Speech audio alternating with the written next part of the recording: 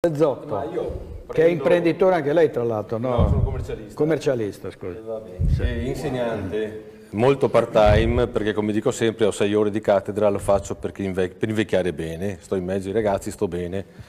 Un paio di provocazioni le raccolgo. Sì. Mio figlio, 29 anni, si è fatto il classico, si è laureato, non è stato espulso dal mondo del lavoro perché non è mai entrato. Lavora a chiamata, giorno dopo giorno, e ha fatto un po' di voucher, i quali voucher hanno un padre nobile, perché sono nati in Germania quando c'era la raccolta delle patate in Baviera, per cui per 3 giorni le scuole chiudevano. Io capisco che ci sono dei momenti in cui i pomodori che maturano tutti assieme, l'uva no, perché va bene, ci sono ancora le vacanze di scuola.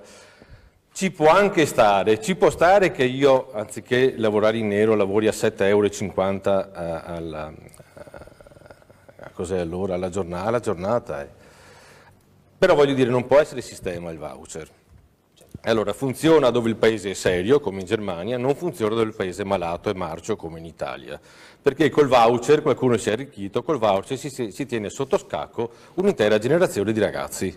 Allora, mio figlio... Io dopo la trasmissione, dottore, le darò il mio biglietto da visita, le mi dà il suo, le presento mio figlio, perché voglio dire, accetto la provocazione di Palasgo, del presidente Palasgo, che dice non è vero perché mio figlio manda 50 curriculum al giorno e ha ricevuto call center, ha ricevuto sì, adesso lo assumi. lavora voucher, non lo assumi, allora, devi rendere conto. ma non è, Adesso lo assumi. è chiaramente una provocazione perché mio figlio mio figlio è più orgoglioso di me e non accetta. Ha detto papà, guai a te se ne approfitti del tuo ruolo per darmi una mano, non vuole. Il mio ruolo, adesso lo assumi. Allora, qual è il problema? Il problema è sempre uno: quando si parla di voucher, quando si parla di articolo 18, io rivado sempre alla mia situazione. Io sono nato in Friuli, a 5 anni sono venuto a Venezia perché mio padre faceva il cameriere. Io sono nato, sono vissuto e ho assimilato la cultura veneta. Il problema voucher, il problema articolo 18 in Veneto non sarebbe un problema. Torniamo sempre al solito punto di partenza. È il paese, accetto la visione del presidente Palasco che dice perché prima si omogeizzano le economie, dopo si omogeneizza la moneta, non il contrario. Allora, visto che il cambio è bloccato, ma certo, e ci sono padri e madri di questa situazione, è vero? Ce lo ricordiamo tutti che sono ancora, ogni tanto qualcuno viene a galla perché viene promosso, ripescato, viene messo là, viene messo qua. Ma voglio dire, io sono il segretario nazionale di Prima il Veneto, io dico che l'unica soluzione per uscire da questa palude, da questo pantano, da questa situazione, sono 4 primi ministri consecutivi non voluti da me, non voluti probabilmente da nessuno di noi, ma vengono da Roma, siamo sotto una cappa, l'unica maniera per salvarci è l'indipendenza del Veneto. Veneti, svegliatevi, l'unica maniera per sopravvivere è far da soli. Eroi, pionieri, imprenditori, si sono inventati una città sull'acqua? Ce lo chiediamo mai? Chi sono i veneti? Questa è la vera domanda che vi faccio io, non ho una risposta. Purtroppo c'è qualcun altro che se lo chiede, sai, e sono quelli che non hanno ancora digerito quello che hai detto tu. Perché l'obiettivo è, noi siamo l'unico popolo, come dici tu, che ha le sue radici da sempre. Diamo fastidio in Italia. Il Veneto va cancellato. C'è dell'odio sociale, c'è dell'odio, non saprei come chiamarlo perché altrimenti poi si usano parole... Politico. Disprezzo. C'è il virus del... ne dico una per tutte, no? Cognome tronco, cervello tronco, no? C'è il modo di dire, no? Ecco, allora, siamo il popolo più...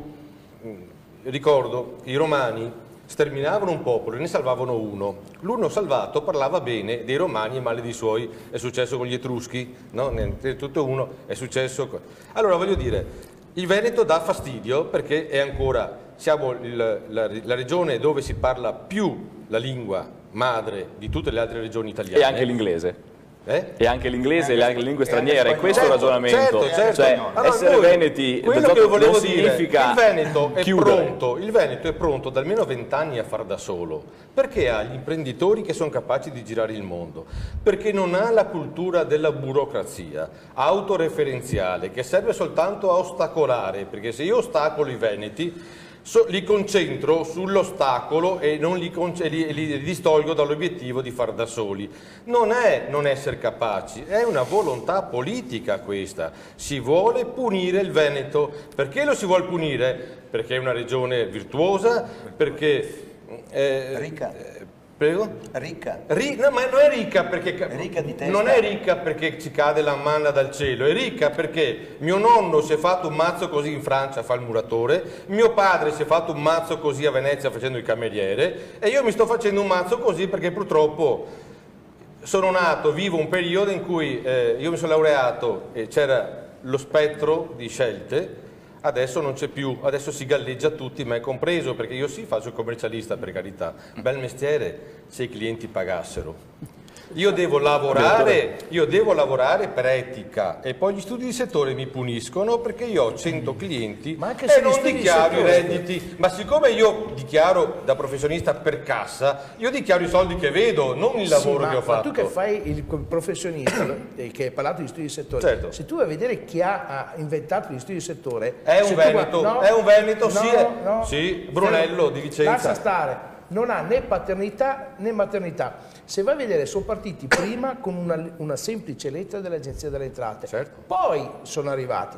Allora, anche qui, non siamo, cioè noi dovremmo essere capaci di dire no, se io devo fare qualcosa ci deve essere una legge dello Stato e poi faccio. Non può un'Agenzia delle Entrate che comunque non ha potere legislativo o un Adesso INPS dico- che non ha potere dico una legislativo, parola che fa- importi Il delle Nord-Est cose. è stato un esempio per 20 anni. Io dico- siamo invidiati nel mondo, Certo, e siamo non vedo puliti. tutta questa negatività. No, ma assolutamente. Perché addirittura dall'Australia sono venuti a copiare il modello del Nord-Est, allora, perché scusa, il Nord-Est certo. per 30 anni Ma scusate, ha trainato Gli l'economia americani sono venuti qua Già, a Venezia, fiducia, a anche Venezia entusiasmo. a studiarci la Costituzione prima di farsi in America. Allora, voglio dire. Ma il mio pensiero non è negativo, è assolutamente il positivo. Nord-Est, ragazzi, ha Ma lo rappresentato stiamo dei dicendo- valori lo stiamo dicendo da tutti. copiare. Lo stiamo dicendo tutti e 7 stasera, credo, no?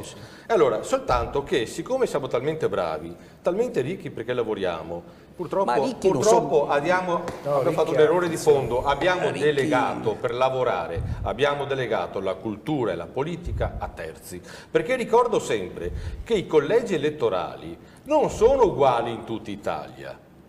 Al sud sono più piccoli e nessun veneto va a candidarsi in Sicilia, mentre molti siciliani vengono a candidarsi in Veneto. Allora, gli equilibri, fai tu politica che io devo lavorare e non ho tempo perché mi realizzo col lavoro, è diventata una trappola mortale per noi, perché tu lavori perché hai lo spirito, io lavoro molto spesso, sabato e domenica sono in studio che lavoro, perché? Perché ho lo spirito, come dire, adesso io faccio arrabbiare Palasgo dicendo purtroppo il Veneto è una regione cattocomunista, adesso si arrabbia come una vipera, no? Perché fin da bambini all'asilo ti insegnano il senso di colpa, le suore, l'asilo, il senso di colpa, quindi tu devi essere retto, devi essere bravo, devi fare tutto quello che ti dicono di fare e devi fare... Guardavo un film l'altro giorno con Lando Buzzanca del 1969, la cameriera sfortunata parlava in Veneto. Allora 40 anni fa ridevamo di ciò, vero? Perché a Roma andavano le venete a fare le cameriere. Cioè, 40 anni fa si sorrideva, oggi mi incazzo perché io posso dare dei punti ai romani che sono autoreferenziali e vivono sulla nostra ricchezza. Ci stanno soffocando Più la soffochi, direttore, più quando esplode fa maggiori danni. Per cui, sì signori, dovrebbero prendere coscienza che è andata ormai così. Ci hanno provato.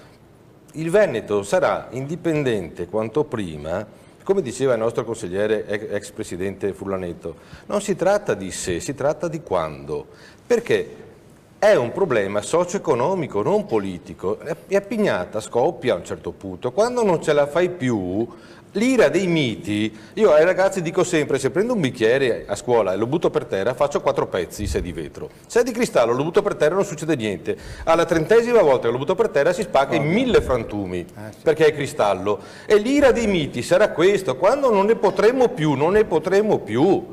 Perché la storia insegna, ogni 500 anni c'è qualcuno che si affaccia all'Occidente e ogni 500 anni c'è qualcuno, guarda caso che uno anche abitava, è nato a 1 chilometro da casa dove sono nato io, che non ce la fa più e che poi riesce a unire Chiesa con Roma, con Vienna, perché quando poi non ne puoi più, non ne puoi più. C'è un problema. E siamo al anche su questi limite. Per dire, ok, su questo siamo tutti d'accordo. L'indipendenza. E cominciamo a Stasera ci siamo. Lingua veneta, ve lo propongo io. Allora, Mocellina, Questo è il problema che abbiamo. Io dicevo che non Scusami, è corretto scusami se ti ho interrotto, parlare perdonami. di portare i migranti dappertutto. Io credo che sarebbe giusto dire queste persone devono pensare che l'Italia non è la fognatura dove tutto lo arriva. pensano a Roma e li mandano qua. Quando il collega dice quando il collega parla di allora IMU, vi dico IMU e Tasi come funziona. Ragazzi, Noi lo paghiamo l'IMU e Tasi, vero? In Alto Adige ti dicono lascia là.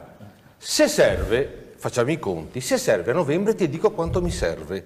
Poi a dicembre arriva la letterina, grazie, ce l'abbiamo fatta da soli, non serve che tu paghi IMU. Parlo di seconde case, direttore, non di prime case. Allora, perché loro lo possono fare? Perché torniamo al punto di partenza, perché hanno dei privilegi storici. Allora, se arrivano 300.000 immigrati, insomma, immigrati economici, non da guerra. Che non sono immigrati, Che non sono perché immigrati. se è vero che sono il 34% Ma perché ne mandano 1500 in un paese che ha 190 disgraziati? E poi risolvono il problema dicendo, ma risolvono il problema, sapete come? Togliendone 100, così sti 190 disgraziati che abitano a Conetta non ne avranno 1500, Ma 1400. ne avranno 1400 e diranno grazie al governo di Roma che ci hai...